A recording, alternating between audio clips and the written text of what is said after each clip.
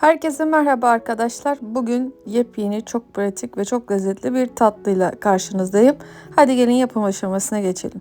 Kasemin içerisine 3 paket kadar petibör bisküvimi alıyorum ve bisküvilerimi rondodan geçiriyorum. Yani bu şekilde kum gibi olacak. Arada tabii büyük parçalar kalabilir.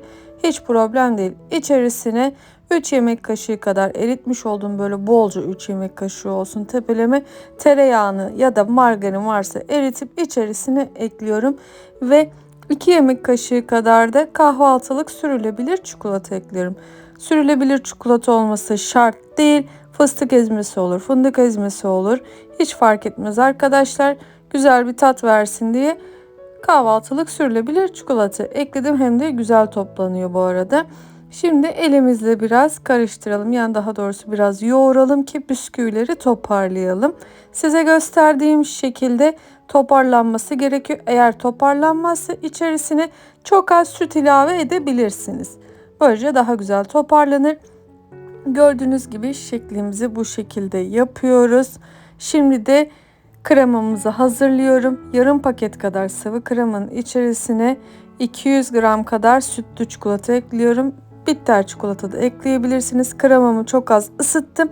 Altını kapattım. Ondan sonra çikolatalarımı ekliyorum içerisine ve çikolatalar içerisinde eriyinceye kadar devamlı karıştırıyorum.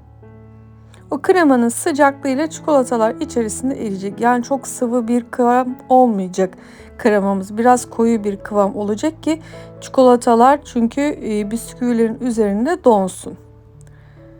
Size de göstereyim, bu şekilde oldu kremamız. Şimdi bir tepsiye yağlı kağıdımı serdim ve bisküvilerimi kremamın içerisine koyuyorum. Her yerine çikolatayı buluyorum ve hepsi bitene kadar aynı işlemi tekrarlıyorum. Yağlı kağıdın üzerine koyuyorum. Daha sonra buzdolabına kaldıracağım. Bisküviler üzerinde donana kadar bekleteceğim. Yani benimkisi işte takribi 20-25 dakikada tam bu güzel bir şekilde dondu. Yani çikolatalar üzerine katılaştı arkadaşlar. Hepsine tek tek aynı işlemi tekrarlayalım. Çok pratik, özellikle bayramda ikramlık olarak kahve yanına çok lezzetli. Yani mozaik pastanın şeklinin biraz daha değiştirilmiş hali arkadaşlar. Size öyle söyleyeyim. Görüntü olarak biraz daha şık oluyor. Şimdi de çok az çikolatam kalmıştı. Onu da üzerine gezdiriyorum. Bu şekilde üzerlerine gezdirelim. Erittim ben Marie usulü. Yapmak zorunda değilsiniz ama tabii görüntü olarak daha güzel oluyor. Tatlımızı bir 10 dakika daha buzdolabında beklettim. Üzerindeki çikolatalar da dondular.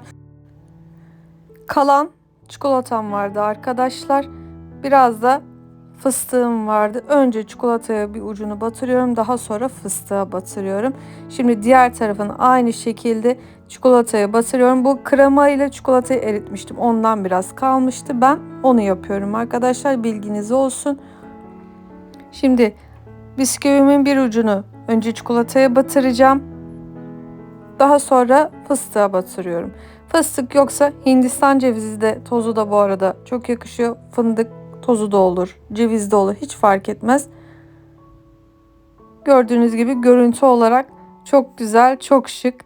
Yani elimden geldiğince yapmaya çalıştım arkadaşlar. Umarım beğenirsiniz. Biz çok beğendik. Çok pratik. Size de içini de göstereyim bu arada. Özellikle çocuklar çok sevdiler. Gördüğünüz gibi bu şekilde oldu içi de. Yeni tariflerde görüşmek dileğiyle. Hoşça kalın. Kendinize iyi bakın.